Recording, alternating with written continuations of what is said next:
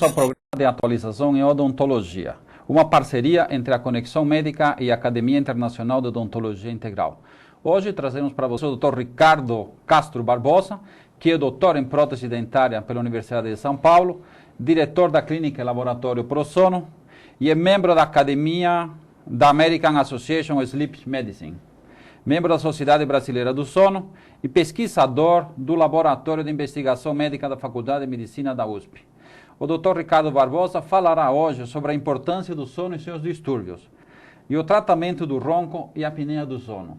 Pelo que a gente sabe, esses distúrbios do sono cada vez se tornam mais frequentes, Dr. Ricardo. Então eu espero que nessa apresentação o senhor possa explicar para os nossos telespectadores realmente o que é o sono, quais são os seus distúrbios e como fazer o tratamento para esse tipo de transtornos que realmente aborrecem muitas donas de casa. E muitas pessoas realmente hoje sofrem, né, com esses distúrbios do sono que realmente não o deixam dormir.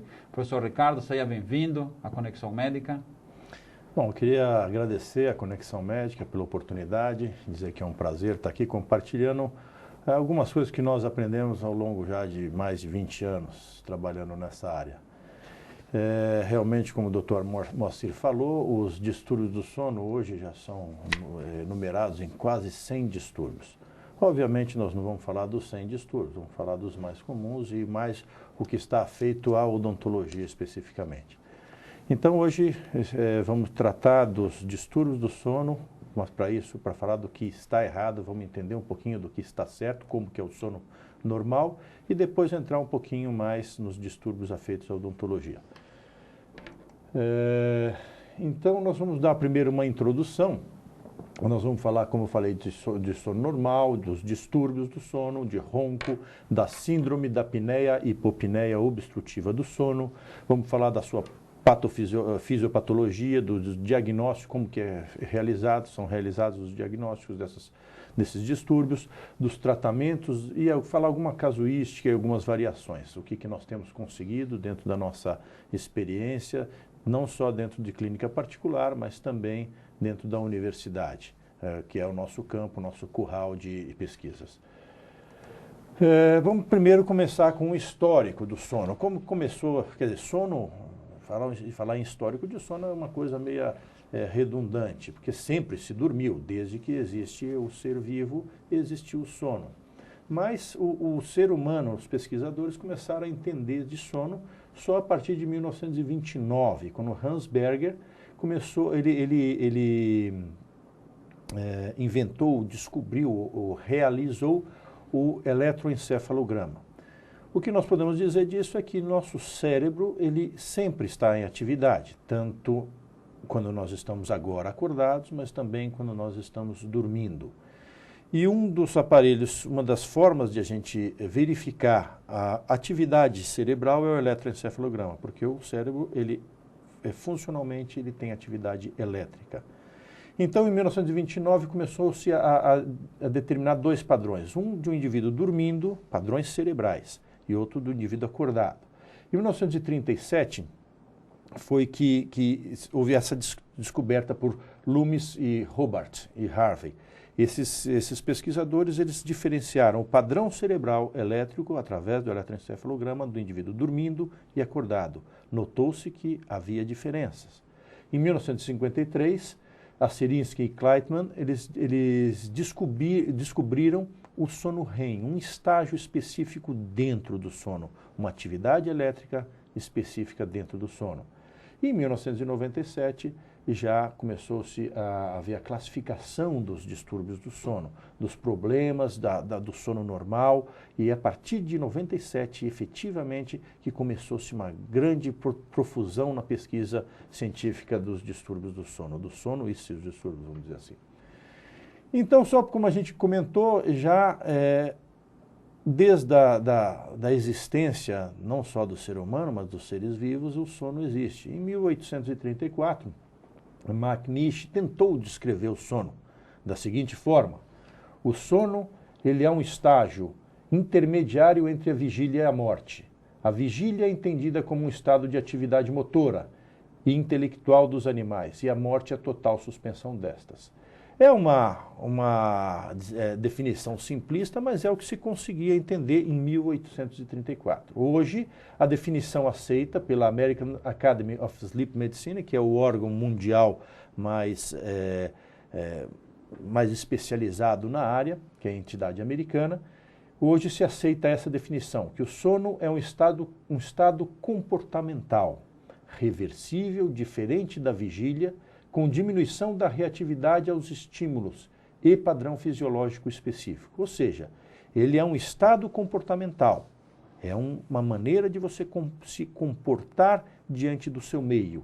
Ele é reversível, então nós voltamos, né? Quando nós dormimos, voluntariamente nós voltamos, automaticamente. Já um coma induzido, um coma natural, né? Não se volta normalmente.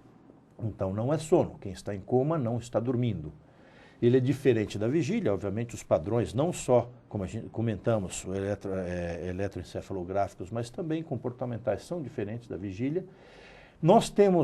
Enquanto dormimos, nós somos reativos ao ambiente, é lógico, você pode bater palma, fazer barulho, até cutucar o indivíduo que está dormindo, ele vai reagir, mas ele tem essa reatividade diminuída aos estímulos externos. E tem um padrão fisiológico específico, como a gente vai ver. Existem coisas que acontecem durante o nosso sono. Então, o sono e a vigília, ou seja, a vigília, vamos sedimentar essa nomenclatura, a vigília é agora, que nós estamos acordados. O sono é quando estamos dormindo. Eles se alternam com tempos e com distintos níveis de atividade elétrica. Então, a atividade elétrica, como nós comentamos, no sistema nervoso central, e a que padroniza o eletroencefalograma é diferente. A atividade do sistema neuromuscular, nós vamos ver a diferença de quando o indivíduo está acordado e dormindo. A atividade do sistema nervoso autonômico, simpático e parasimpático, também existem diferenças. Nós não vamos entrar muito em detalhe porque não é o escopo da nossa apresentação. A atividade de neurotransmissores, a liberação de neurotransmissores também é diferente no sono e na vigília.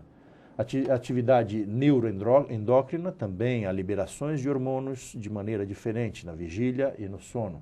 E a atividade mental, obviamente, a gente tem atividade mental durante o sono. Por exemplo, os sonhos. Nós temos uma atividade que nós sonhamos, nós pensamos, existe uma atividade mental também, como se fosse diferentemente da vigília. Então nós sabemos, como esse quadro mostra aqui na tela, é um quadro de William Blake, na Galeria de London, Tate Gallery. Ele mostra uma passagem bíblica onde Satanás está impondo as feridas em Jó. E é o que nós acreditamos, não efetivamente nessa passagem, assim, não discutimos isso, mas que acontecem coisas enquanto dormimos. Isso desde a antiguidade já nós sabemos. Então nós temos o sono. O nosso sono pode ser um sono de paz ou pode ser um sono de opressão. A gente pode ter um sono agitado, a gente pode dormir. Existem pessoas que falam que têm medo, inclusive, de dormir, porque têm opressão, sofrem com o sono. E outras pessoas é o sono restaurador. Muito bem. O sono é importante para nós? Claro, o sono é importante, mas quão importante é o sono? O que nós precisamos para dormir? Nós fazemos, nós, os estudiosos de sono, a gente faz experiências laboratoriais com sono, com privação de sono, com ratos, animais de laboratório, por exemplo, temos banheiras, como se fossem caixas d'água, que a gente bota, vamos dizer, metade de água gelada, algumas palafitazinhas, alguns bastõezinhos, plataformas, pequenas plataformas que saem um pouco, 2 ou 3 centímetros acima da tona da água, e colocamos um ratinho em cada uma dessas plataformas. Se o ratinho adormece, ele cai na água e retorna, para não morrer afogado, ele retorna à plataforma. E assim nós vamos deixando o rato sem sono, sem poder dormir, porque se ele dorme, ele cai e não morre afogado. O que nós observamos é que de 4 a 6 dias há uma mortalidade completa dos ratos. Eles morrem de infecção generalizada. Por quê? Infecção generalizada pela baixa resistência que o indivíduo tem, o rato no caso, os próprios germes oportunistas presentes internamente ao organismo do animal tomam conta e o matam. E o homem vai morrer de 8 a 9 dias. Entre 8 e 9 dias o homem morre. Daí fica a pergunta, se nós fizemos experiência com homens. Não fizemos experiência com homens, mas outras pessoas fizeram experiência com homens. Tanto na Guerra do Vietnã, eles deixavam os prisioneiros amarrados debaixo, os Vietcongs, né? Deixavam os americanos amarrados embaixo de charcos, exatamente com a água na altura do queixo, e se eles, em pé, dentro d'água, se eles afrouxassem para dormir, eles também iam afogar, tal qual o rato. E viam que o homem também iria morrer da mesma forma de infecção generalizada.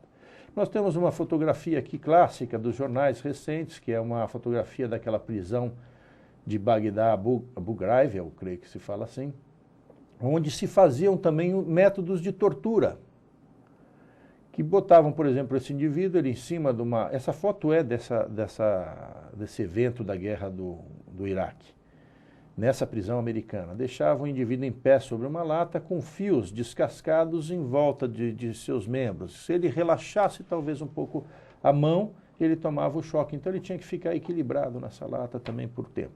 Esse é um dos métodos de tortura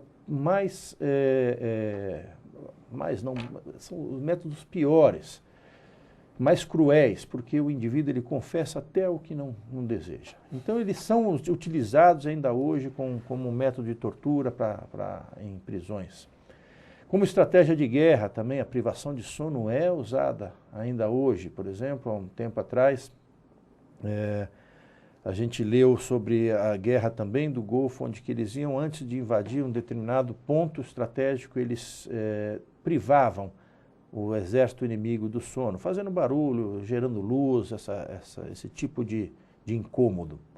E principalmente também resgate de reféns. Também é usada a privação do sono para resgate de reféns. Há uns anos atrás, talvez uns 10 ou 15, não me lembro, a embaixada japonesa em Lima, no Peru, foi tomada por terroristas. E ficaram, olha, não sei nem dizer, mas talvez uns 6 meses lá, vários meses, com vários embaixadores de todo mundo, porque foi tomada numa festa. E a estratégia, inclusive, da Polícia Internacional para o resgate de reféns era a privação de sono. Não só tirar a água, a luz, mas também eles botavam a luz durante a noite, não deixavam os indivíduos dormir. Por quê? Porque gera uma atrapalhação. Quando nós ficamos 1 a 2 noites sem dormir, ficamos extremamente maus. Quando a gente chega na terceira, as aftas começam a aparecer na boca, a infecção já começa, né? E a gente já tem que dar um jeito para dormir. Como acontece nessas fotografias, todo animal vivo dorme. E existem situações, como nessas situações, executivos japoneses dormindo durante o trabalho. Isso a gente pode ver nós mesmos nas nossas atividades, dirigindo, em várias situações. Nós sofremos barbaramente com a privação do sono. Os animais também, em ocasiões, dormem em situações mais adversas possíveis. Muito bem. Então, como nós classificamos o sono? Ainda estamos tratando do sono normal, estamos entendendo um pouco do sono, não só da nossa necessidade, mas do que é efetivamente o sono. Nós dividimos, então, como falamos desde 1953, foi descoberto o sono REM. Então, hoje nós temos dois grandes padrões de sono. O sono REM, que é a abreviação do inglês Rapid Eye Movement, que é um padrão de sono que o globo ocular do indivíduo treme rapidamente. Ele mexe rapidamente o globo ocular, ao contrário do sono não REM, onde que o globo ocular do indivíduo está parado ou se movimenta muito lentamente. São esses dois padrões principais. O sono REM. Cada padrão de sono, tanto REM como não REM, eles têm suas características, sua função e seu papel dentro do nosso organismo. Eles não estão lá de maneira solta. Então, o sono REM, ele tem um eletroencefalograma desincronizado, né, na parte do seu gráfico. Como dissemos, o eletrooculograma apresenta movimentos oculares rápidos. Existem oscilações na frequência cardíaca, respiratória, de pressão arterial sistêmica. Ocorrem os sonhos. Nós só sonhamos quando estamos no sono REM, em situações normais, obviamente.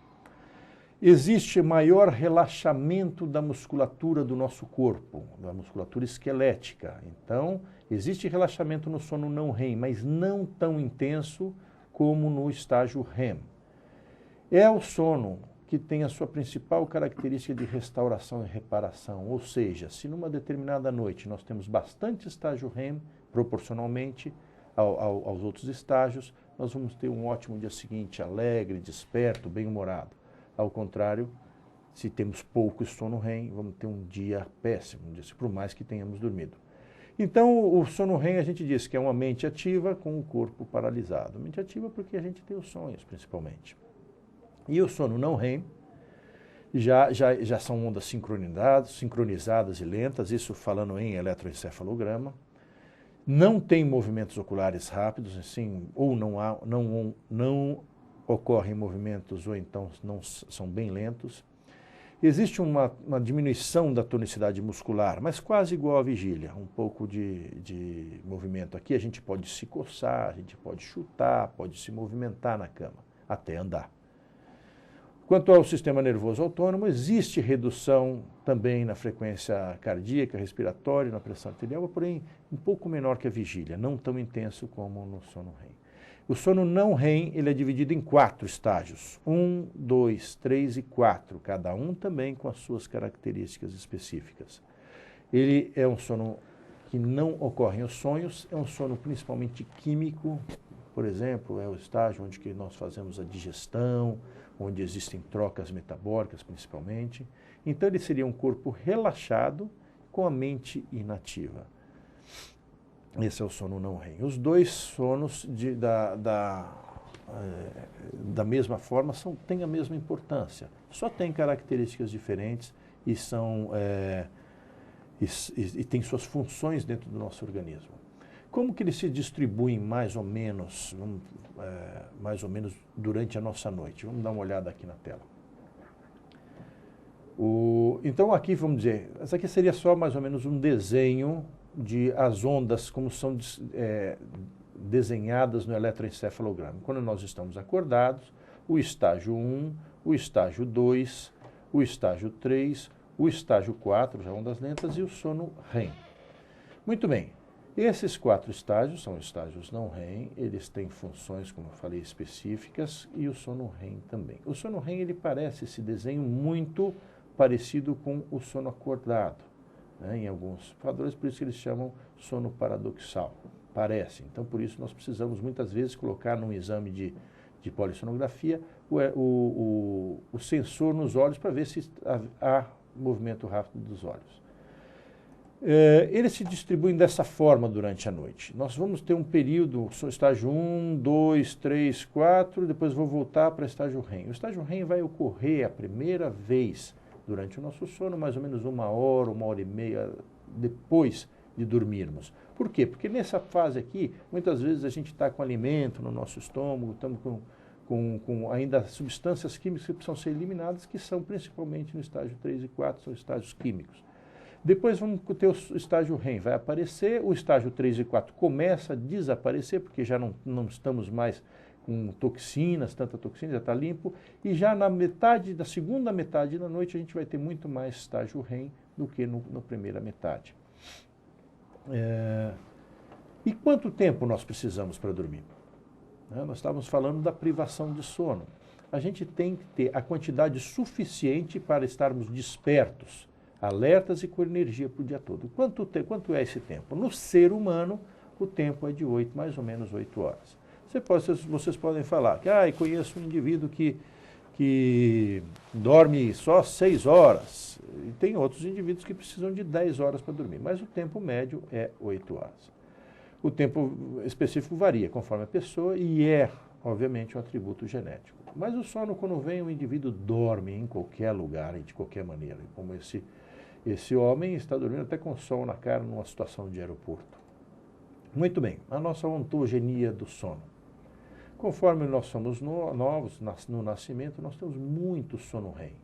Chegamos até 16 horas de sono REM durante o dia, durante o nosso tempo todo. Nós dormimos, nessa época, quase 16, quase 20 horas, quando recém-nascidos. Com 1 ano de idade, as coisas começam já a se estabelecer. Nós temos mais sono REM, sempre vamos ter mais sono REM, mas nós chegamos aqui quase que a 30%. Isso vai se estabelecer até uma idade adulta de 20 anos, que vai perdurar até a morte, diminuindo com a idade, mas a média, vamos dizer, do indivíduo adulto, entre 20 até 60, 70 anos, 60 anos, o ideal seria 20%, 25% do tempo de cama dele em estágio REM, o restante estágio não REM. E mais algumas características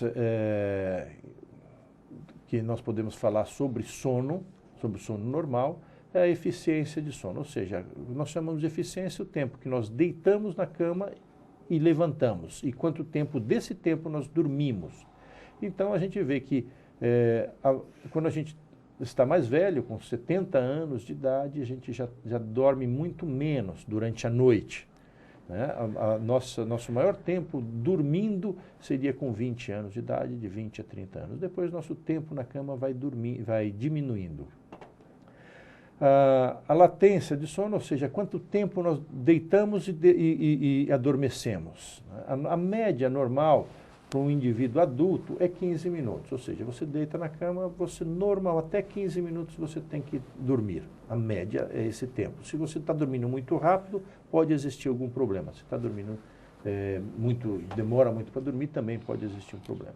Nós vamos ver que o indivíduo mais idoso, essa cor de rosa, ele dorme mais rápido, mas ele tem uma menor sustentação de sono. E cochilos diários, nós vamos ver, com um indivíduo com 20 anos, ele tem 2 picos de sonolência, ele pode dar até 2 cochilos durante o dia. E já um indivíduo com 70 anos, ele chega a dar quase 14, 15 cochilos durante o dia. Vamos entender um pouco mais sobre isso. Nós temos internamente um relógio biológico. Todo ser vivo tem um relógio biológico. Então nós vamos ver que a rotação da Terra produz um ambiente que submete todos os organismos vivos à mudança durante o dia. Então as mudanças são de temperatura, de iluminação, e essas mudanças, a fim de se adaptar a essas mudanças, os animais desenvolveram uma estrutura organizacional interna que sincroniza o ritmo fisiológico com a luz, temperatura e as outras alterações ambientais. Ou seja, nós temos um relógio biológico. Esse relógio vai determinar ciclos, ritmos dentro da nossa vida. Nós temos os ritmos infradianos, que são ritmos que são menos de um dia. Então, por exemplo, um ritmo cardíaco tem a duração de 1 segundo, um ritmo respiratório 10 segundos. Os ritmos circadianos, ou seja, eles estão em torno do dia, que é o sono vigília, que é 24 horas, e os ultradianos, que são mais de um dia. Por exemplo, o ciclo menstrual, a hibernação, estações climáticas. Como a gente pode ver aqui nesse pequeno filme, a gente mostra que todo ser vivo está submetido a esses relógios biológicos. Os ovos, as frutas, elas têm o tempo de amadurecer, têm o tempo de eclodir, e todos estão submetidos, e nós da mesma forma, tanto com ciclos circadianos, infradianos e ultradianos. Nosso relógio biológico, ele vai determinar também, pelos fatores externos ou internos, algumas liberações de hormônio. Como a gente pode ver também nessa animação, que pela luz que entra pela retina, é ativada uma região do nosso cérebro, o núcleo supraquiasmático, hipófise, e essas regiões do cérebro vão determinar a liberação de mais ou menos hormônios. Aqui um exemplo sobre o cortisol. Vai haver um aumento do cortisol durante a meia-noite, até a hora do almoço, depois uma diminuição. O cortisol, a melatonina e outros hormônios, eles são liberados e são retirados do organismo. Isso vai fazer com que o indivíduo fique mais ou menos sonolento. Então, isso pode também gerar variações. Por exemplo, esse indivíduo, que é o Dr. Kleitman, em 1938, ele entrou dentro de uma caverna. Ele e mais alguns estudantes de medicina. E ficaram lá durante algum tempo, acho que alguns meses. Ficaram lá e totalmente no escuro, usavam luzes artificiais, lâmpadas, mas eles ligavam a luz a hora que queriam, eles iam ao banheiro a hora que queriam, eles se alimentavam a hora que sentiam fome e dormiam a hora que sentiam sono. E ficaram durante bastante tempo nesse regime e observaram que o homem, na verdade, ele sem luz, ele tem um pouco mais, o dia para o homem tem um pouco mais de 24 horas. E se você botar luz, mesmo que seja artificial, dá 25 horas. Por isso que nosso dia não é o dia exato de 24 horas. E nós temos que ter um ajuste disso ao final do ano. Então, existem alguns anos bissextos para que se possa ajustar esse ritmo. Esses ritmos circadianos que nós falamos, fatores endógenos. Isso está dentro da gente. Se você ficar dentro de uma caverna escura, você vai pegar e vai dormir, vai seguir esse ciclo, independente da luz. E existem fatores exógenos também, né? Esses fatores exógenos pode ser o despertador, pode ser pessoas que estão atrapalhando o teu sono durante a noite, telefone que toca, o galo cantando. A gente pega e observa muito esses fatores exógenos, que são fatores que você induz ao ambiente. Por exemplo, nós fizemos, na universidade, fez um trabalho também com estudantes de medicina, no qual eles estavam dentro de uma casa, como se fosse aquela casa de Big Brother, aqueles ambientes restritos. Nós mentimos a esses estudantes de medicina falando que eles estariam lá para ser pesquisado a parte de urina, outra parte física, de fisiologia deles. E eles ficaram lá e nós colocamos um relógio que marcava, em vez de marcar as 24 horas, marcava 25 horas. Mas estava escrito só as 12 horas lá. Ele funcionava, ele rodava, mas rodava as 12 horas que estava escrito num relógio normal, ele rodava em 25 horas. Ao final de 15 dias, esses alunos, esses estudantes de medicina estavam absolutamente atrapalhados, porque o relógio biológico dele comandava eles para se aproximar de 24 horas, mas eles olhavam no fator externo, eles olhavam o relógio e achavam que devia seguir. Então imagina que depois de uma semana, eles estavam com 7 horas de fuso atrapalhado. Eles não entendiam por que começaram a se atrapalhar tudo na parte de alimentação, na parte de sono e tudo mais. São fatores externos que a gente pode colocar. Muito bem. E o nosso sono, ainda normal. Nós temos o sono polifásico e o sono monofásico. Nós vamos entender um pouco mais isso. Nós, os seres humanos, nós somos o sono monofásico. O que é isso? É que dentro das 24 horas, nós dormimos um período e passamos outro período acordado. Ao contrário dos animais, que têm sonos polifásicos. Ou seja, eles dormem, acordam, dormem, acordam, dormem, acordam durante as 24 horas do dia. Vamos dar uma olhada aqui nesse gráfico. Mas nós somos sono polifásico, nós, os seres humanos, quando nós estamos recém-nascidos. O bebê, ele dorme, acorda durante as 24 horas. Com um ano que ele vai começar a estabelecer um sono monofásico, ainda com dois ou mais eventos de sono durante o dia. Depois, com 4 anos, um evento. Com 10 anos de idade, o ser humano ele já está absolutamente em sono monofásico. Ou seja, nós dormimos praticamente 8 horas e 16 horas ficamos acordados. Nós vamos de novo retornar ao sono polifásico quando nós estamos já senis, bem velhos. Daí dormitamos, diminui essa parte do sono durante a noite e nós vamos precisar de alguns cochilos durante o dia. Mas todos os outros animais, eles estão em sono polifásico. Então, por exemplo, a título de ilustração, uma girafa dorme 2 horas por dia, o elefante 3, a baleia 5, o homem 8 em sono monofásico, o macaco babuíno 9 e pouco, o gato 12, rato de laboratório 13 horas, leão 13, morcego 20 horas. E tem uma curiosidade, o golfinho e a baleia, esses mamíferos marítimos, eles dormem com metade do cérebro de uma vez e depois eles dormem com a metade do cérebro da outra vez. Por que isso? Porque senão eles morrem afogados. Então eles têm que ter uma parte cerebral funcionando para voltar à tona da água e respirar. Mas teve um indivíduo que há muito tempo atrás ele se incomodou por ter um sono monofásico, que foi Leonardo da Vinci. Ele observava, ele é um indivíduo que todos conhecem, ou pelo menos já ouviram falar.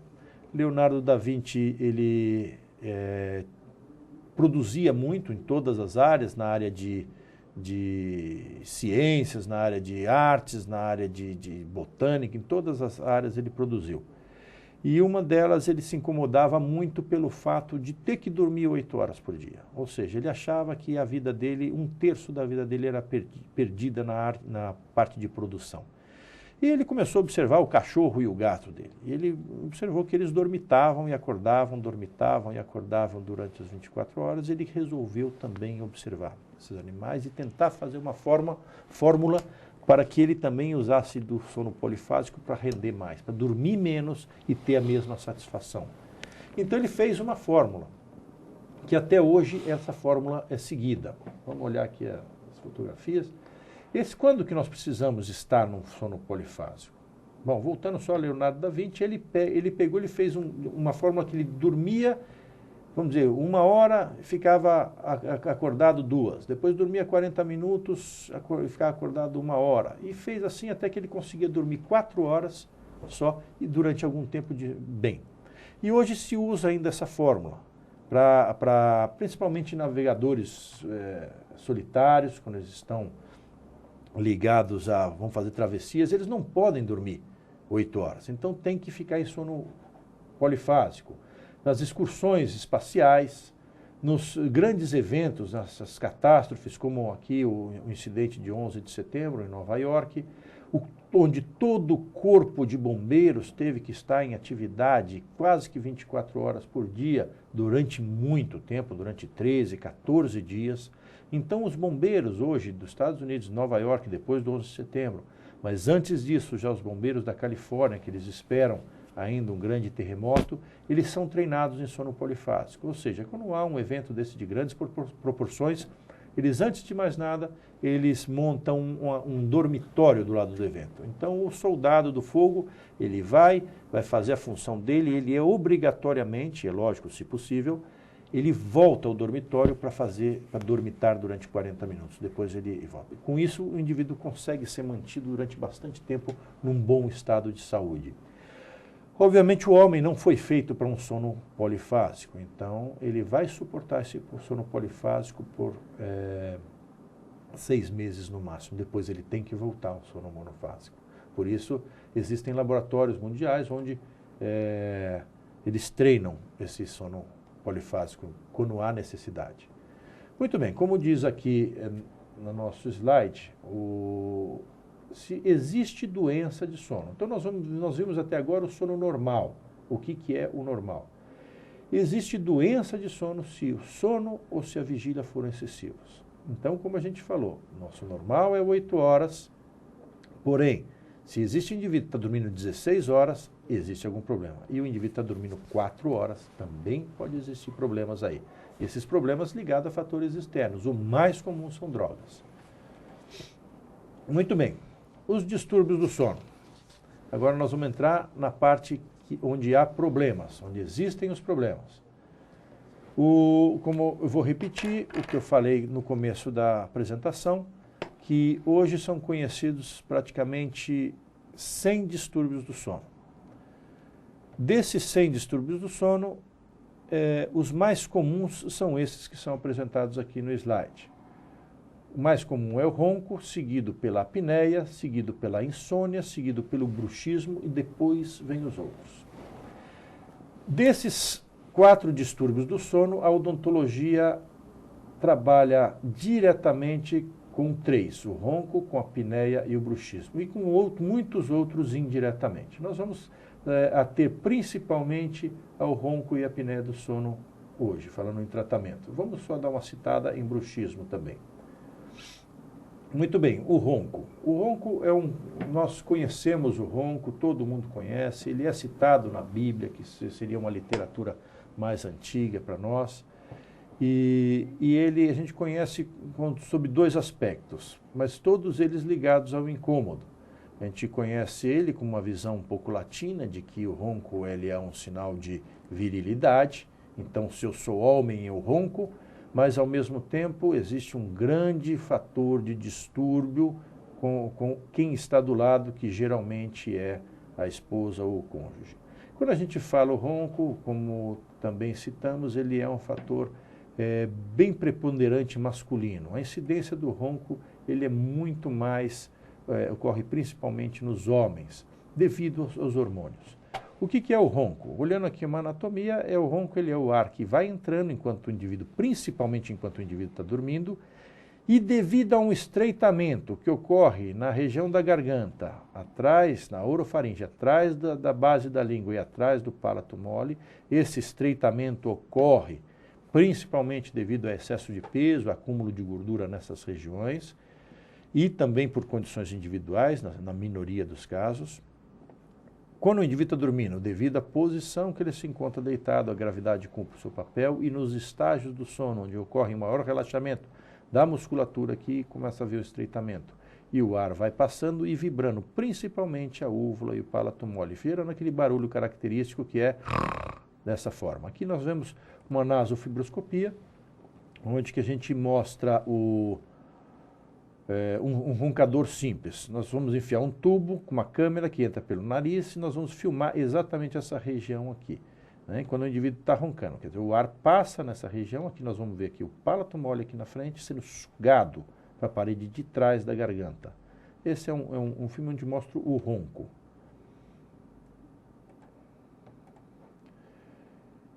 Muito bem. Quais são as consequências que o ronco gera para o indivíduo? A primeira consequência é o que a gente viu naqueles desenhos ali. É um incômodo, é um problema social que incomoda quem está do lado. Isso pode ser cômico muitas vezes, mas é trágico. Existem hoje em dia, na nossa experiência clínica, 65% das pessoas que roncam dos casais, eles dormem separados ou alguém se levanta enquanto o cônjuge está dormindo. 65%. Isso, a longo prazo, começa a causar uma deterioração conjugal. Existem pessoas que falam assim, poxa, eu adoro, amo muito meu marido, mas não posso ver a cara dele de manhã. Existem coisas, é tragicômico. Quem ronca não gosta. Todo mundo ri na pescaria e tal, mas ninguém dorme junto com o indivíduo. O segundo fator que o ronco gera é uma irritação na garganta. Essa vibração dessas estruturas nessa região estreitada começa a gerar uma irritação. Todo mundo que ronca tem a úvula, as paredes laterais em volta toda da garganta irritada. E o ronco, principalmente, é sinal de um problema maior, que é a apneia do sono. O que é a apneia do sono? A palavra apneia quer dizer não respirar. Então, nós temos vários tipos de apneia. A apneia central, a apneia obstrutiva, que é o caso quando a parada respiratória é gerada por uma obstrução, que é essa que acontece durante a noite. Então, o indivíduo que ele tem o estreitamento, ele começa roncando, ou seja, o ar passa pela região posterior da língua e faringe, vibrando, fazendo barulho, mas vai chegar num determinado, principalmente no estágio REM, como nós comentamos, onde que existe um maior relaxamento da musculatura do nosso corpo. Essa passagem vai fechar ou fazendo um sanduíche aqui com a úvula, a parte terminal do palato mole, ou diretamente com a base da língua, fechando completamente. O indivíduo para de respirar. Vamos dar uma olhada aqui também, da mesma forma, com a câmera, com a nasofibroscopia. mostrar um evento de apneia, como que a língua e o palato mole se justapõem atrás. Olha aqui, aqui a gente vê o palato mole na parte da frente e a parede posterior da faringe atrás. O indivíduo ele vai passar por algum tempo sem respirar, mas vai chegar uma hora que o cérebro vai abrir essa passagem de ar. O cérebro vai acionar essa musculatura para que haja uma abertura, senão o indivíduo vai morrer afogado. E isso só o nosso cérebro não deixa. Mas para que ele abra essa região, abra essa passagem de ar, ele tem que despertar, ou um micro despertar no indivíduo. Então, abriu. Aqui abriu agora, o indivíduo volta a respirar. Então, aqui nós vemos uma glote aqui no fundo, né? Então, o palato mole na parte na frente, a parede posterior da faringe atrás. Muito bem. Então, olha, vamos ver nesse quadro, vamos aqui num evento de polissonografia, o indivíduo não está machucado, isso aqui são eletrodos que nós colocamos para determinar o sono REM, nós vamos dar uma olhada aqui nesse quadro. O indivíduo adulto, ele está respirando, quando ele para, ele chega, ele está se mexendo, ele está fora do sono REM. Está se movimentando, daí quando ele entra no sono REM, ele fica absolutamente imóvel. Daí a musculatura relaxa mais e fecha a parada respiratória, ele não está respirando. A gente tem sensores aqui que mostram fluxo de ar. Conforme o oxigênio vai caindo, o músculo diafragma, a musculatura respiratória, vai tentando puxar cada vez mais ar. Por isso essas cintas para a gente detectar o esforço torácico. Ele vai tentando puxar ar, mas quanto mais ele tenta puxar ar aqui, mais a garganta fecha. Ele está no sono REM, ele está imóvel e está parando de respirar. O oxigênio continua caindo, vai chegar uma hora que o cérebro tem duas alternativas. Ou deixa o indivíduo morrer afogado, que ele não vai deixar, ou ele dá um micro despertar. Ele tira o indivíduo do sono REM, que daí ele começa a se mexer. Tá vendo? Ele está passando, isso aí é tempo real. Isso aqui é uma apneia de mais ou menos uns 40 até 60 segundos.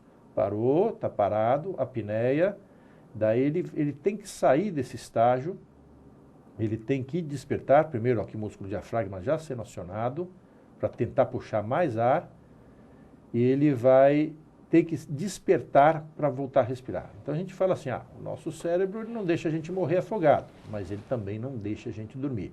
Tá vendo? Ele vai sair. Isso tudo é tempo real. Essa ilustração. Ele vai ter que sair do sono REM, vai ter que se mexer para abrir, para gerar, botar a língua para frente, gerar um acionamento muscular na região da garganta. Vai ser agora, provavelmente. Que a apneia já está ficando bem forte. Aí, pronto. Ele se mexe. Saiu do sono REM, se mexe, se vira, se coça, volta a respirar, o oxigênio começa a voltar ao normal e o indivíduo ele adormece de novo. Aqui numa criança, quando a gente vê a apneia em criança, é bem característico, aquele peito de pombo, aquele peito afundado, porque o esforço torácico que ele faz é muito grande. Toda vez que houver uma queda de oxigenação, vai haver um esforço torácico maior e um aumento da pressão e frequência cardíaca. Essa criança provavelmente tem um problema de retro ou micrognatia e que facilita o fechamento da passagem de ar. Ele fica assim, tadinho, a noite inteira. Tem que se corrigir, principalmente nessa fase com ortodontia, ortopedia funcional de maxilares, dão resultados excelentes, é preventivo. Muito bem, ronco e apneia do sono. Quando a gente fala em ronco, a maioria das vezes nós falamos também em apneia, eles andam juntos. Existe ronco sem apneia? Sim, existe, mas é a minoria das vezes. Então, a maioria das vezes a apneia acompanha o ronco. Então, você vê um indivíduo que está roncando, provavelmente ele também tem apneia. Quando que ocorre o ronco e a apneia? Geralmente nos indivíduos que estão acima do peso. A grande maioria, 75% dos indivíduos que estão acima do peso têm ronco e apneia, devido ao estreitamento da passagem de ar, lembrando, atrás da língua do palato mole. Geralmente o homem, numa proporção quase de 6:1, 5:1, muito mais homens devido a fatores hormonais. A mulher vai alcançar o homem, principalmente depois da menopausa, quando há os desequilíbrios, existem os desequilíbrios hormonais. Por condições individuais, o indivíduo, algum hábito, é fumante, toma alguma coisa que irrita a garganta e incha, alguma condição, por exemplo, algum cisto, até um tumor na região da garganta.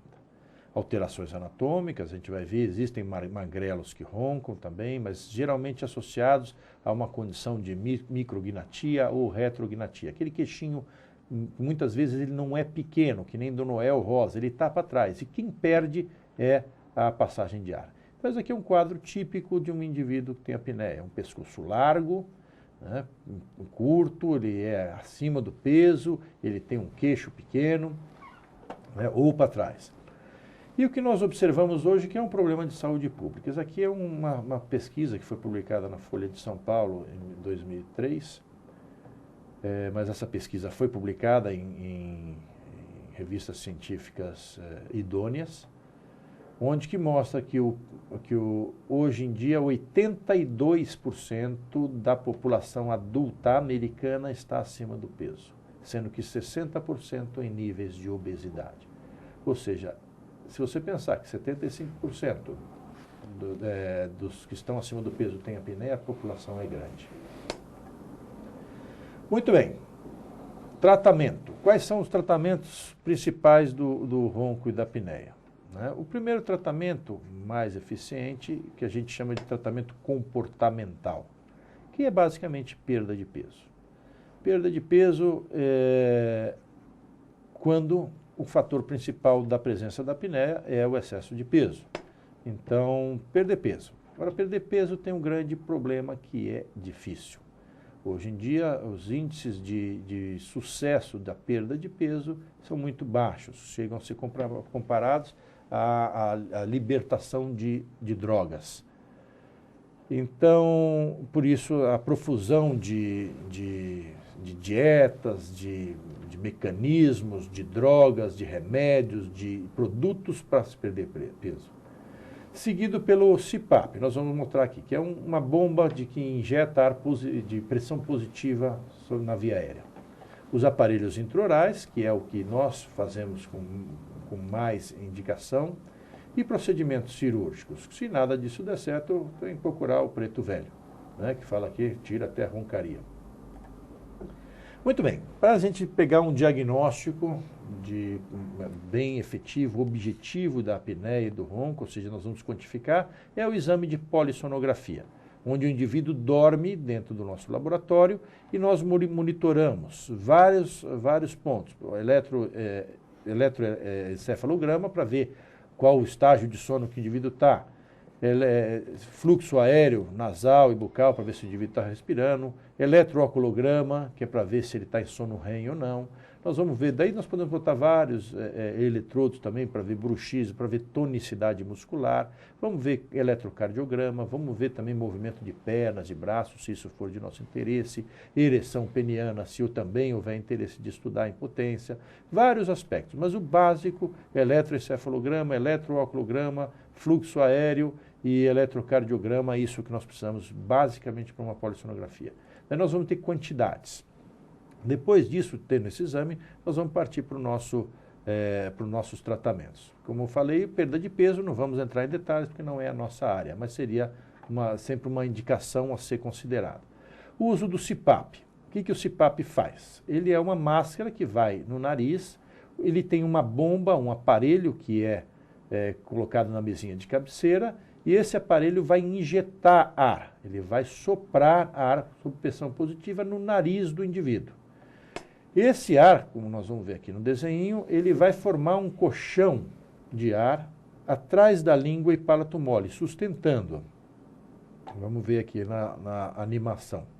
É uma máscara absolutamente desconfortável, mas ele não está muito feliz, mas dá para tentar imaginar. O ar vai vir pelo nariz, ele vai passar por trás do palato mole e por trás da base da língua.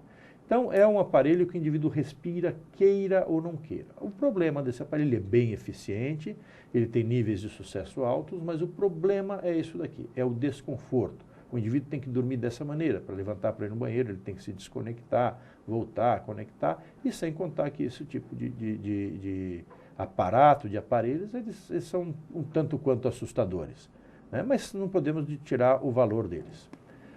Procedimentos cirúrgicos. O procedimento principal é a remoção, muitas vezes, da úvula ou a diminuição dela por laser ou por instrumentos frios. É uma redução. Aqui mostra uma cirurgia laser onde que vai haver uma redução.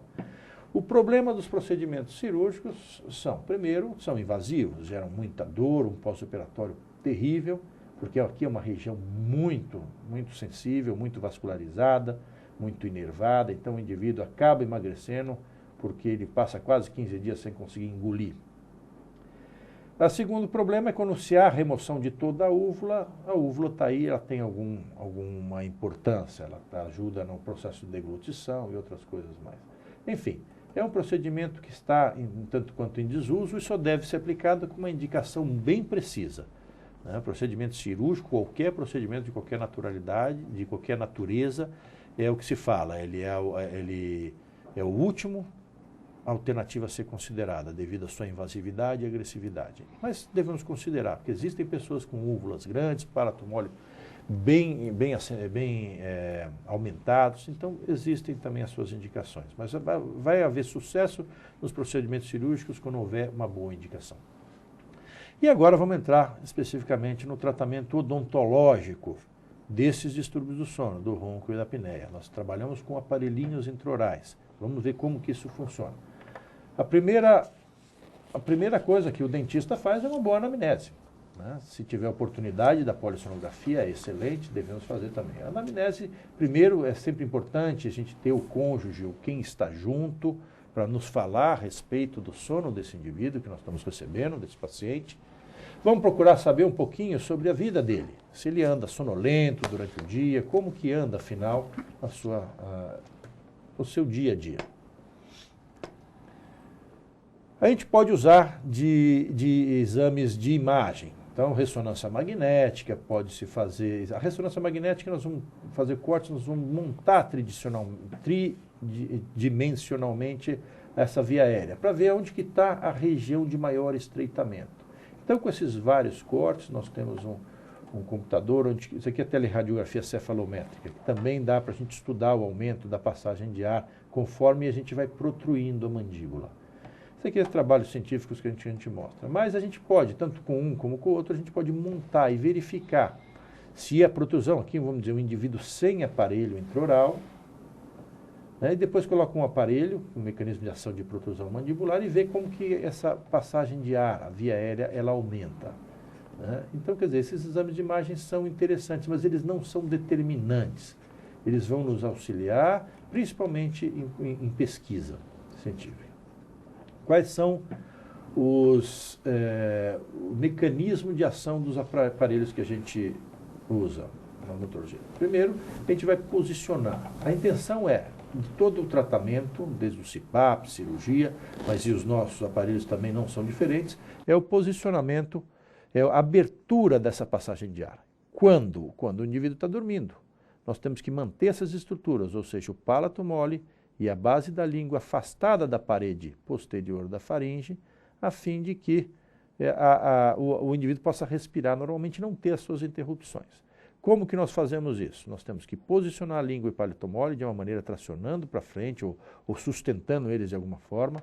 A gente pode fazer isso aumentando a tonicidade muscular, não só da língua, da base da língua do palato mole, mas também de todos os músculos envolvendo essa passagem de ar. E o tracionamento do ocioide, um ossinho que fica aqui na frente, aqui embaixo, perto no pescoço, na parte anterior aqui do pescoço, porque a gente tem que tracionar ele para frente, daí trazendo toda a parede da garganta para frente, que a gente usa pelas inserções, por exemplo, do genioideu e de outros músculos que são músculos que têm função abrir a boca. Mas esses são os mecanismos básicos que a gente usa, posicionador de língua e palato mole, aumento de tonicidade muscular e tracionamento de ocioide. O aparato clínico que a gente usa são aparatos normais de odontologia, não sei, alguns aparelhos diferentes que a gente usa para medir as movimentações máximas, os movimentos bordejantes da mandíbula. A gente vai lembrar isso daí numa aula de odontologia, daquele diagrama de Posselt. Nós vamos medir isso daí. Daí usamos esse tipo de forquilha. Vamos fazer moldagens, vamos registrar, vamos montar em articuladores especiais para que eles possam ir em fornos. E vamos fazer os aparelhos. Aparelhos guias, muitas vezes a gente faz aparelhos guias quando nós precisamos de algum exame de imagem, uma ressonância magnética, onde não pode ter imagem. Esses tipos de articuladores são biocópios alemães, eles podem ir em alguns fornos. E a gente vai montar isso aqui, vamos confeccionar o aparelho e posicionar a mandíbula na posição espacial que a gente pré-determinou. com articuladores, com exame clínico, onde que nós vamos registrar. Esses aparelhos, eles são aparentemente aparelhos simples de odontologia, na minha opinião, na nossa clínica são aparelhos rígidos, para que não hajam movimentações dentárias, devem incluir todos os dentes. Sem grampos quando você vai usá-los para ressonância magnética. Tem aparelhos que são dinâmicos, esses aparelhos eles têm sistema de amortecedores, tem sistema de engrenagem, eles são ajustáveis, um inclusive é o nosso, que nós temos a patente, também aprovado pela FDA americana. Pode ser um aparelho em 2 peças, ele vai deixar a mandíbula com uma certa mobilidade lateral para frente e ele pode ser regulado com um expansor, né? Até pelo próprio paciente, tracionando talvez a mandíbula um pouco mais anterior. Existem, daí nós vamos pensar nos desdentados totais, né? Pessoas que usam dentaduras ou mesmo que não têm dentes. Nós que trabalhamos em hospitais públicos, a gente tem muitos pacientes que não têm dentes e não têm dentaduras e comem amendoim. É incrível isso. Mas esses aparelhos são aparelhos de borracha, de vinil, eles têm um bojo na frente onde é um receptáculo da língua. Eles são retentores linguais. Esse bojo ele vai se acomodar sobre a língua e pela tensão superficial da saliva vai manter essa língua para fora, tracionada, como se fosse uma ventosa para fora da boca. Isso pode ser apoiado ou no rebordo ou sobre dentaduras. É um aparelho que muito usado, porém ele tem uma eficiência menor do que os apoiados sobre dentes. Bom, vamos falar um pouco agora sobre nossos resultados. Nós participamos, como já foi falado pelo Dr. Moacir, participamos de grupos de pesquisa clínica da Faculdade de Medicina da USP, tanto de São Paulo, Ribeirão Preto. Participei bastante tempo da Faculdade de Odontologia da USP também. E temos nosso centro de pesquisa no Laboratório ProSono. Lá a gente tem publicado, as publicações onde que eu vou apresentar estão todas referenciadas na parte de baixo do slide. E vamos falar, assim, um ano, mais ou menos, o que a gente fez de uma maneira resumida. Muito bem. Aqui, vamos dizer isso aqui, a gente usa alguns questionários, onde a gente mede a sonolência diurna do indivíduo. Uma vez que a apneia é uma das consequências dela, o indivíduo tem apneia, ele se torna muito sonolento durante o dia. Então, esse primeiro trabalho, publicado na São Paulo Medical Journal, que é a revista da Associação Paulista de Medicina, em 95, mostrando já em 8 pacientes, era o começo das nossas pesquisas, um pouco mais de 10 anos atrás, onde a gente mostrava a diminuição mais ou menos em 65% da sonolência diurna nesse grupo de pacientes com o uso do aparelho intraoral.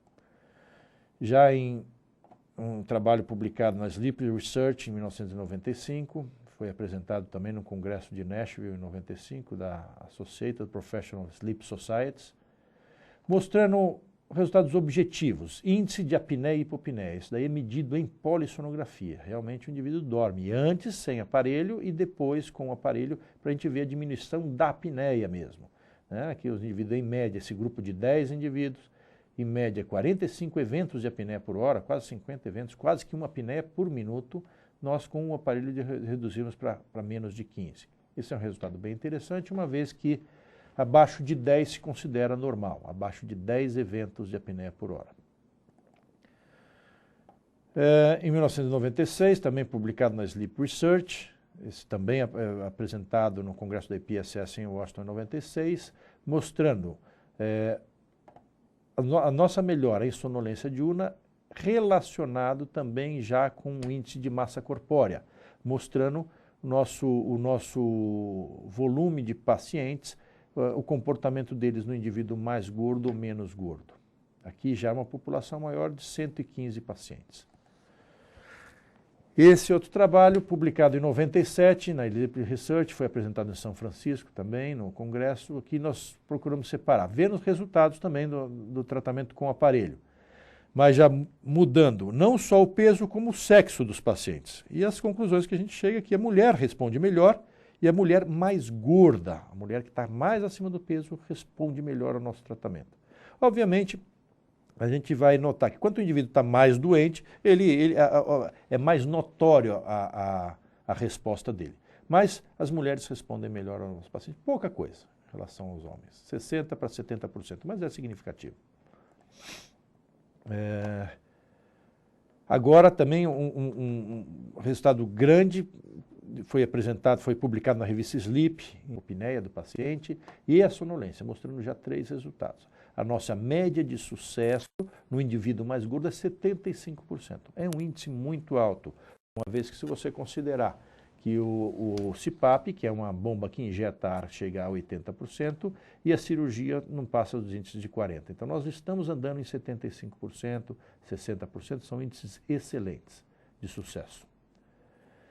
Já também outro trabalho publicado na Sleep em 1999, mostrando simples redução também de índice de apneia, também de 53 para 13, chegando em índice de normalidade.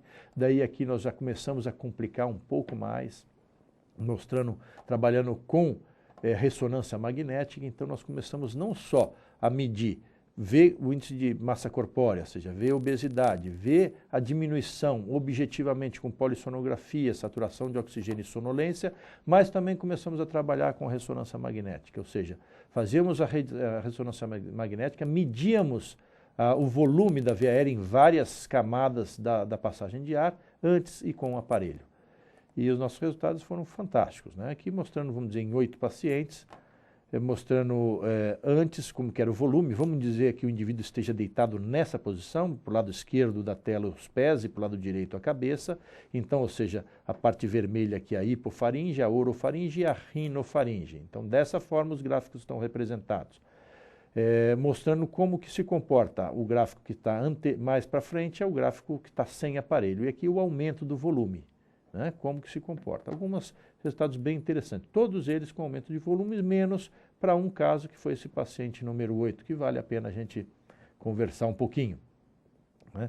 Nós vamos ver que praticamente não houve alteração de volume na passagem de ar dele, nem quando ele estava sem aparelho e quando ele estava com aparelho. Porém, era uma senhora e ela tinha 45 eventos de apneia por hora e zerou. Ela foi para 0 apneias por hora com aparelho, mas sem abertura nenhuma. Como que se comporta isso? Nós fomos estudar melhor esse caso e observamos que esse caso específico não houve aumento, mas houve um endurecimento das paredes, houve aumento da tensão, do tônus muscular. É como se você pegasse 2 canudinhos de refrigerante, os dois com as mesmas dimensões, só que um, se imprimisse bastante pressão negativa, chupando lá o refrigerante, ele fecha, porque as paredes estão mole. Já com a tonicidade, um canudinho de aço, você pode absorver o refrigerante, chupar, gerar uma pressão negativa que ele vai responder de uma maneira satisfatória. Foi esse um caso bem interessante. Mas mostrando que efetivamente os aparelhos intraorais, eles abrem, eles principalmente na região de velofaringe, principalmente atrás do palato mole do que na região de hipofaringe mais embaixo. Então, quer dizer, por isso se torna interessante muitas vezes a gente mostrar no exame de imagem, a gente verificar o nível que está da obstrução. Daí sim a gente vai ter pode até prognosticar um pouquinho o nosso tratamento com aparelhos intraorais e verificar se a gente vai ter melhores ou piores resultados. Mas não é uma regra. Aqui, continuando com um pouco de casuística, aqui nós estabelecemos critérios de cura, vamos dizer, não vamos pegar e medir só a diminuição da apneia, vamos ver o aumento da saturação de oxigênio no sangue, diminuição dos problemas cardíacos, enfim, colocamos vários fatores para determinar a cura. Esse trabalho foi publicado também na Sleep em 2001, foi apresentado em Chicago, e nós chegamos num índice fantástico de cura completa, avaliando 5 fatores em 50% da nossa população, em 29 pacientes. Em 2002 também, mostrando um grupo de 330, aqui só mostrando os mesmos resultados, mas assim aumentando cada vez mais a população sedimentando o nosso tratamento. Depois começamos já em Ribeirão Preto, também apresentado em 2003, em Chicago, algumas manobras feitas à otorrinolaringologia, que é a manobra de Miller, mostrando esse trabalho especificamente, a gente viu que essa manobra de Miller, para nós, não adianta muita coisa, é um resultado fracasso. É um trabalho que está em andamento, ainda tentando melhorar um pouco essa manobra de Miller. Esse trabalho foi apresentado no ano passado, no 8º Congresso Mundial de Apneia do Sono em Montreal, um trabalho que a gente usou também algumas tecnologias de prototipagem rápida, também só para simplesmente para determinar o local de obstrução.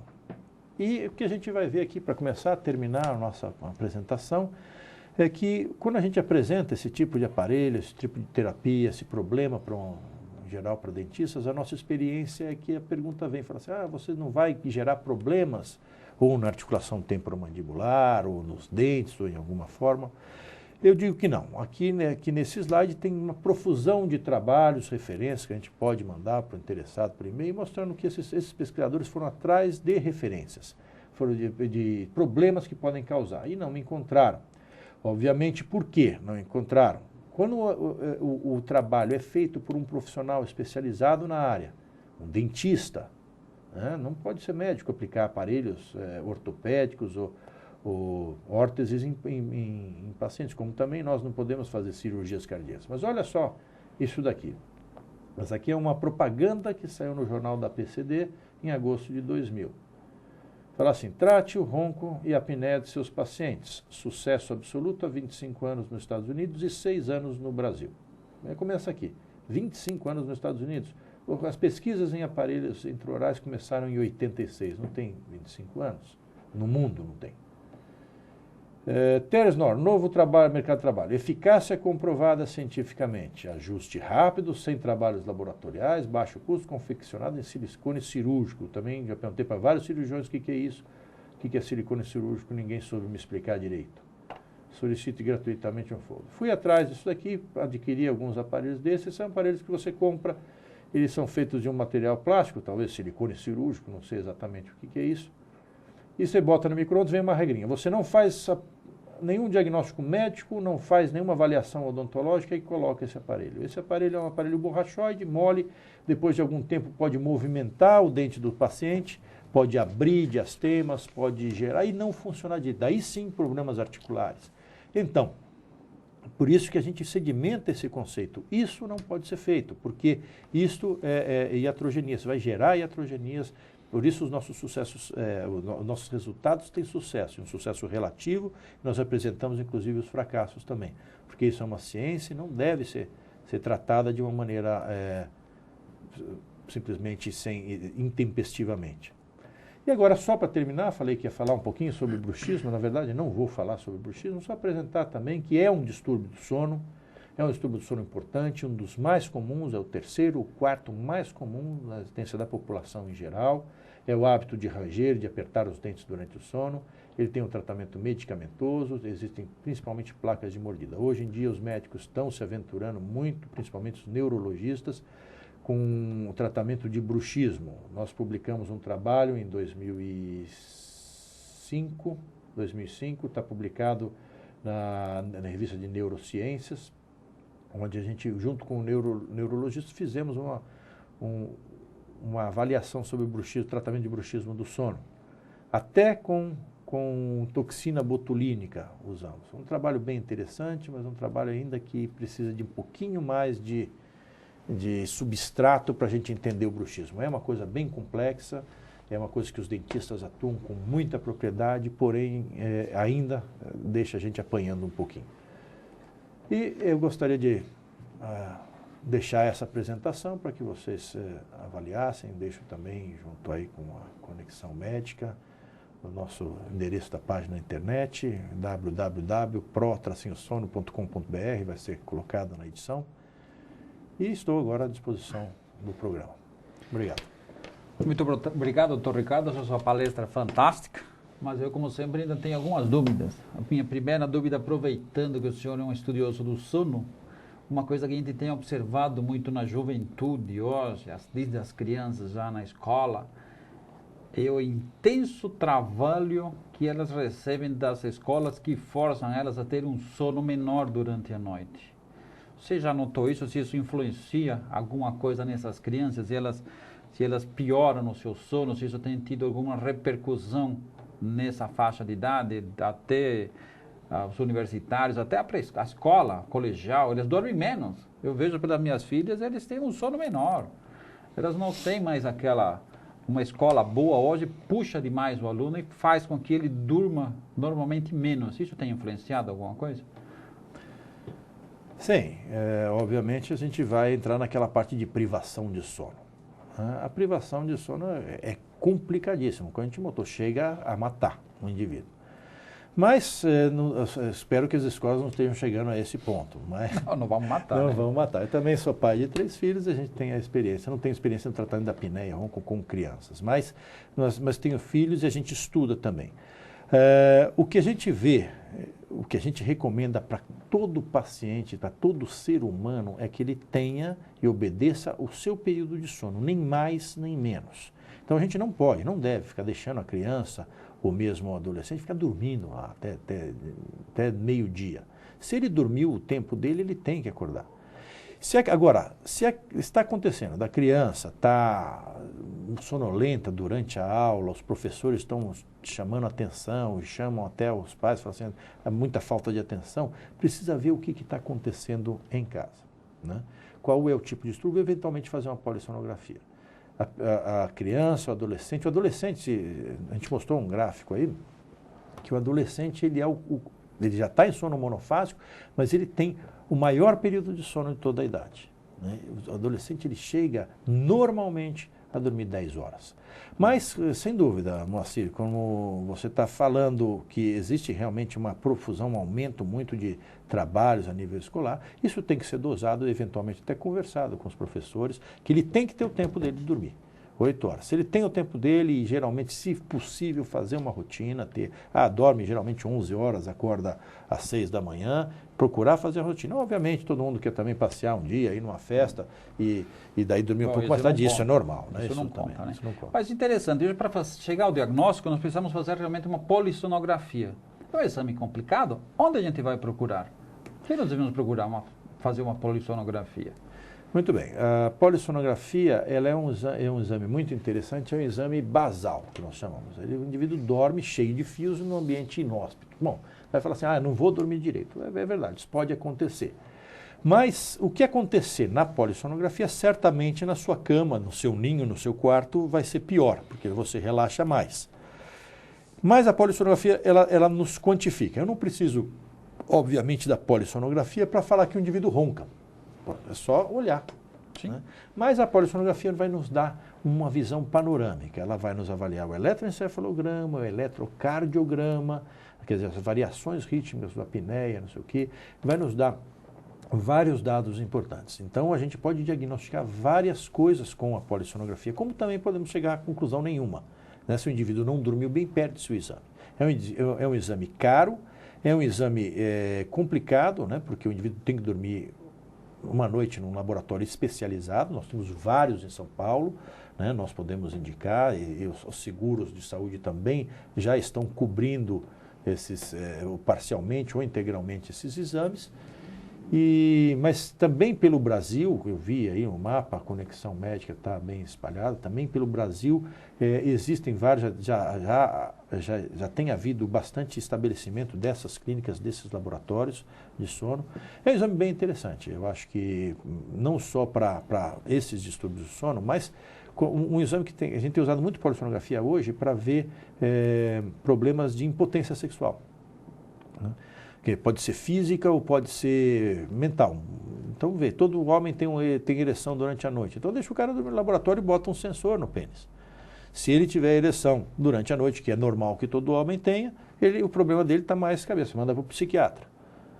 Se ele não teve, daí vai para o urologista. Então, quer dizer, são várias coisas que você pode estudar. O bruxismo, é muito interessante a polissonografia, mas é um exame que pode ser encontrado e os seguros já estão cobrindo. Então, nós temos muitos laboratórios aqui nas cidades que fazem esse tipo de exame.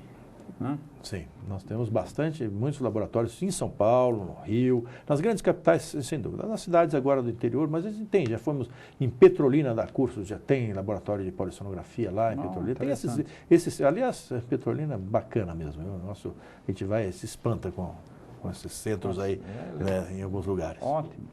Então nós temos que as pacientes que têm mais incidência do sono são os homens, mais gordos, com aumento de peso, E dentro das cirurgias, ou dentro dos tratamentos, logicamente nós temos a parte cirúrgica. A gente tem um pouco de receio nesses pacientes. Eu tenho recebido alguns pacientes que fizeram as cirurgias, e eu notei que uma cirurgia realmente mutilante. E isso me chama muito atenção, porque eu conversando com o paciente, perguntei, mas você ronca ainda? Falei, eu ronco. Falei, qual é a validade realmente dessas técnicas cirúrgicas que eu acho mutiladoras, que são realmente um campo bem grande que é removido? Isso está ainda se usando, caiu em desuso? Como é que nós podemos enfrentar hoje esse tipo de... Só para casos muito radicais? Primeiro, vamos só falar assim, a incidência do ronco e apneia é mais em homens, de outros distúrbios do sono não. Do ronco e apneia é mais em homens, isso, mais em excesso de peso. Agora, quanto aos procedimentos cirúrgicos, nós temos dois grandes grupos de procedimentos cirúrgicos para tratamento de ronco e apneia. O primeiro, que está caindo em desuso, que seria a uvulopalatofaringoplastia, ou seja, cortar o palato mole, arrancar todo o palato mole, a úvula, de amígdala em amígdala. Resultado pífio, resultado ruim. Por quê? E muito mutilante, como você mesmo falou. Porque a úvula está lá e o palato mole está lá, porque tem função. Quais são as funções da úvula? Para a gente entender qual é a complicação que você vai ter pós-cirúrgica. As funções da úvula do palato mole, uma delas é uma válvula, ou seja, vamos dizer, o rinossoro que você coloca no nariz, você engole depois, mas se você encher a boca de Coca-Cola, você não espirra voluntariamente pelo nariz. Então ele é uma válvula que vai proteger as cavidades nasais. Isso é uma das funções. Outra função importante, que também vai se utilizar dessa válvula, é fonética. Quando nós falamos, o ar sai, vibra nas cordas vocais e tem que sair pela boca. Quando ele escapa ar pelo nariz, o indivíduo é fanhoso. Todo fanhoso é anasalado. Tem que escapar pelo nariz. Uma outra função que é importantíssima é a úvula. A úvula tem a função de pincelar e lubrificar a base da língua e formar tipo uma teia de aranha de baba. Por que isso? Porque nessa região, logo abaixo da base da língua, é um tubo só, que é a faringe. Depois ela vai se bifurcar em dois tubos. Um vai para os pulmões e outro vai para o estômago. O do estômago tem uma tampinha sempre fechando. Nós estamos respirando, o dos pulmões está aberto. Quando um grãozinho de arroz que seja, ele encosta ou nessa teia de aranha ou mesmo na úvula, é o sinal para que abra-se o estômago e a gente engula esse grãozinho de alimento. Então, uma função, talvez a mais importante da úvula, seja desencadear o reflexo da deglutição. Então você pode ficar com um pedaço de alimento mastigando quanto tempo você quiser, você está respirando, não tem problema. Quando você encosta ela na úvula, ele cai no buraco certo. Quando você tira essa úvula, você pode ter os 3 problemas básicos são esses. Primeiro, mudar a tonalidade da voz. Segundo, refluxos nasais, o indivíduo quando tem um vômito ou mesmo um engasgamento, o refluxo é todo pelo nariz, porque não tem mais a vedação, não trabalha muito bem. Então começa a ter muito problema de rinite, muito problema de alergia nasal. E o terceiro, engasgamentos. Tudo que o indivíduo vai ter, ele demora de vez em quando 5 a 10 anos para reaprender a engolir de novo. Então tudo que for partículas de 5 a 10 anos, ele vai engasgar muito facilmente com pequenas partículas. Né? Então a cirurgia tem que cair de desuso por causa disso. E não se mexe em base de língua. Aliás, só louco mexe em base de língua. É perigosíssimo. É um músculo muito potente, uma região muito contaminada, você não tem acesso. É a parede anterior da faringe nesse segmento. Então, o que se faz? Hoje, a uvulopalatofaringoplastia praticamente caiu em desuso, a não ser quando realmente existe um tumor, alguma coisa muito, claro, casos específicos, bom indicar. Então, eles começaram a fazer a LAUP, a Laser Assisted Uvuloplastia, só uma plástica, quando o indivíduo tem um úvula grande. Daí sim, ela é aceitável realmente quando existe um... Mas o que estavam fazendo de errado era também quando o indivíduo está com excesso de peso. Eles cortavam a úvula. Olha, gordo você emagrece, você não corta. Eu acho melhor. É melhor, né? Então, realmente... Ou ele emagrecer por causa da cirurgia também, exatamente, né? Claro. Mas era muito... E o segundo grupo cirúrgico que tem são as cirurgias bucomaxilofaciais. Que eles desmontam realmente a face, causam Lefort, tudo, e trazem todo esse grupo para frente osseamente. Né? Muitas vezes colocam pinos, fazem janelas aqui no mento, puxam para frente para trazer a língua pela sua inserção. Mas são cirurgias extremamente agressivas, não têm dado muito resultado, porque não estão fazendo com uma indicação muito correta. Quando se faz, obviamente, um indivíduo que tem uma dismorfia facial, né, uma micrognatia, você pega, corrige isso, você talvez por uma segunda ou terceira intenção você acaba corrigindo a apneia. Né? Mas são cirurgias complicadas, você precisa ter uma indicação precisa. O problema disso é que estavam se indicando muito facilmente. Nos pacientes com um crescimento ósseo normal, fazer aquelas cirurgias que faziam a protrusão da língua, a língua normalmente ela é um músculo muito forte, ela vai se adaptar rapidamente. Depois ela posição. volta, ela se distende para trás e volta. É um músculo potente, ele vai procurar seu lugar novamente. Perfeitamente. Então, essas cirurgias hoje a gente já podemos avisar vocês que isso precisa ser muito bem indicado. Agora, o tratamento em si, o tratamento odontológico. Nós temos então os casos daquelas placas, né, que o senhor mostrou ali, elas são rígidas, elas são fixas, são móveis. Poderia dar um pouquinho mais de ênfase coração só nesse tratamento odontológico. Inclusive, quis usar o PowerPoint para mostrar o tipo de tratamento, para ilustrar melhor esse tipo de utilização das placas, que eu acho que ficou ainda um pouco... Muito bem. Né? Tá. A ideia é posicionar essas estruturas de uma maneira mais anterior, certo? Então, a língua ela está presa nesse único osso móvel do crânio, que é a mandíbula. O palato mole também está preso nele pelas suas inserções laterais, pelo ramo ascendente da mandíbula. Ora, se nós posicionarmos a mandíbula numa situação espacial, nós vamos trazer a língua pela sua própria inserção, vamos trazer o palato mole, ou pelo menos esticar um pouco mais, e até o osso ióide, que está mais à frente. Então, o nosso objetivo principal é posicionar essas estruturas aqui, tracionando talvez a mandíbula, que daí vai vir a língua e o palato mole, e mantê-los nessa posição. Como que a gente faz isso? Com aparelhos. Esses aparelhos vão ter a função como se fosse de uma tipóia, são os posicionadores. Eles vão manter enquanto o indivíduo está relaxado, está dormindo. Como são esses aparelhos? O mais simples que nós temos... Eles trazem a mandíbula para frente. Isso.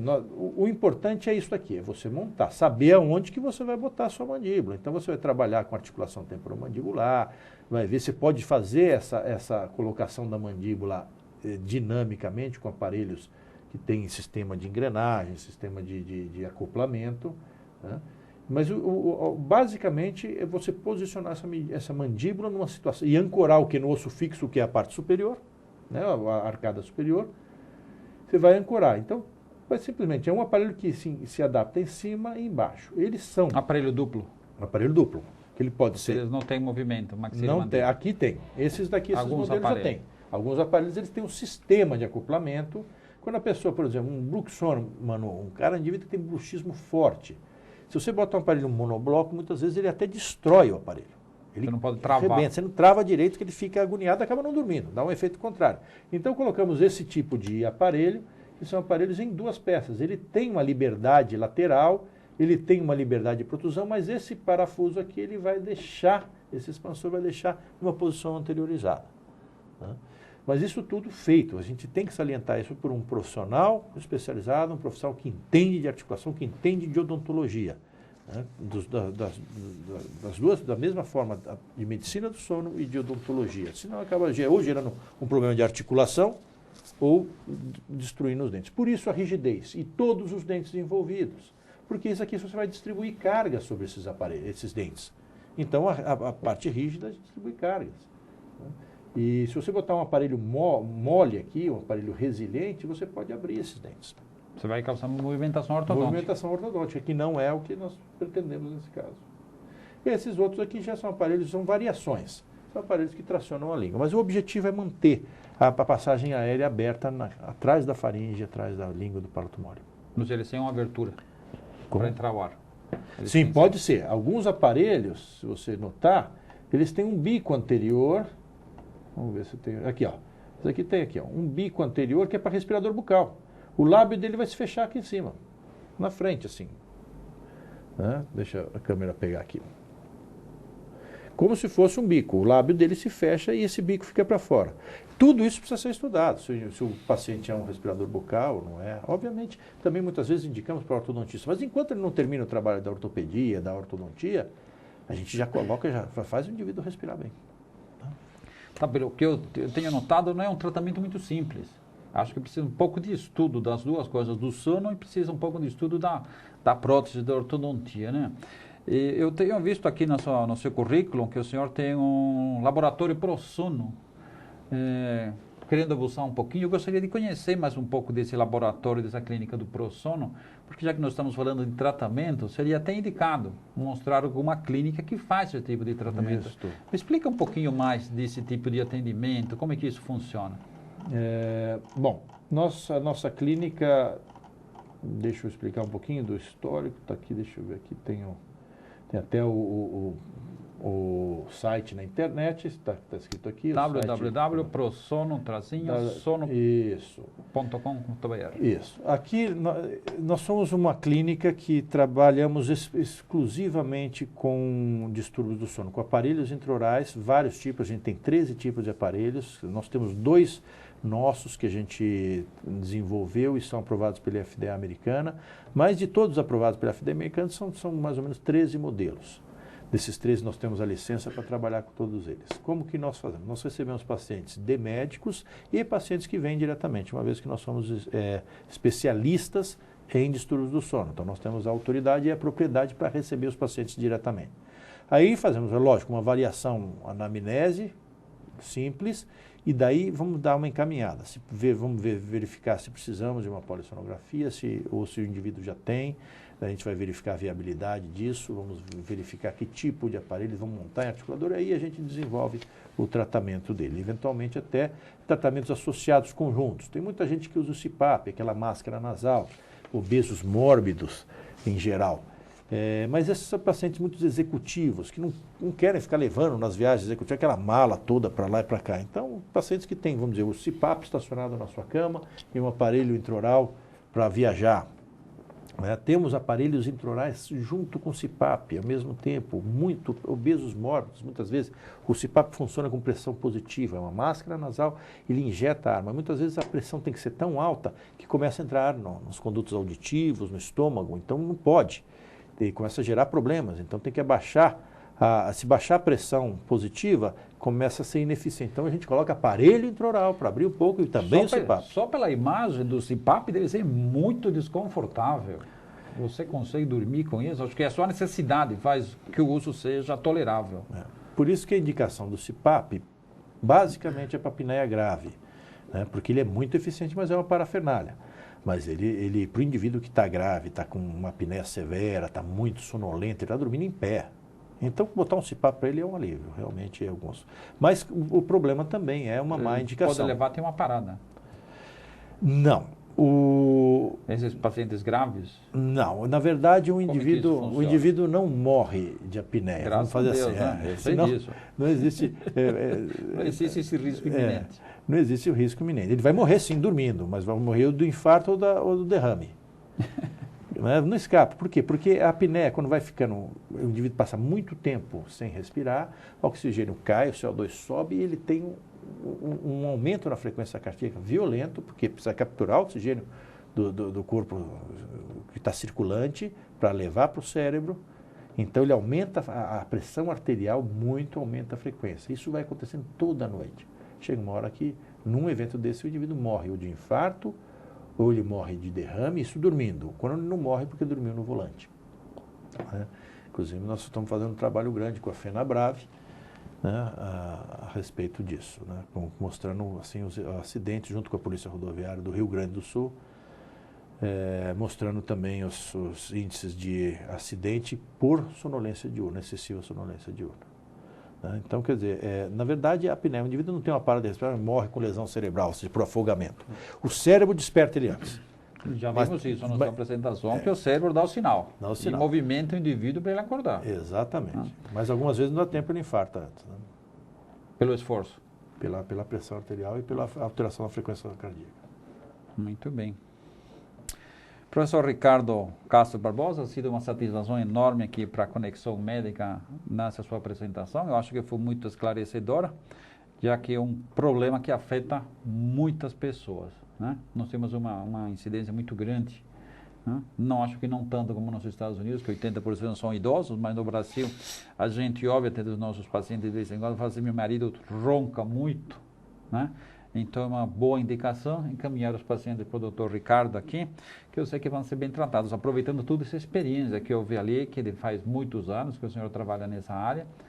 Então, eu acho que ficou bem elucidado. Eu gostaria de passar aqui para o senhor fazer as últimas considerações.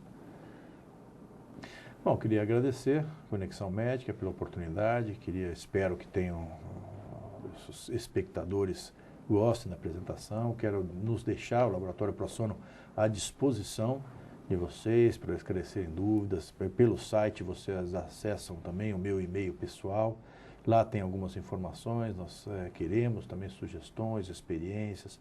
Também nós ministramos cursos, não só cursos encomendados, a gente forma equipes em várias cidades no Brasil e até algumas no exterior da América Latina também, para começar a trabalhar. Obviamente temos interesse que trabalhe com o nosso laboratório, né, nossos aparelhos e tudo mais. Mas a gente é bem transparente, ministramos curso, não só alguns cursos programados em São Paulo, que é a nossa base, mas também cursos encomendados. Se você tem a sua equipe na sua cidade e gostaria de chamar, que a gente desse um curso, formasse uma equipe sua aí, para trabalhar mesmo com a gente, não tem problema, isso para nós é um prazer. E gostaria de nos colocar à disposição e agradecer. E que isso tenha o seu efeito na vivência clínica de vocês. Obrigado. Obrigado, Dr. Ricardo. A Conexão Médica, junto com a Academia Internacional de Odontologia Integral, agradece a sua presença. E vocês que nos assistem, até um próximo programa. Muito obrigado.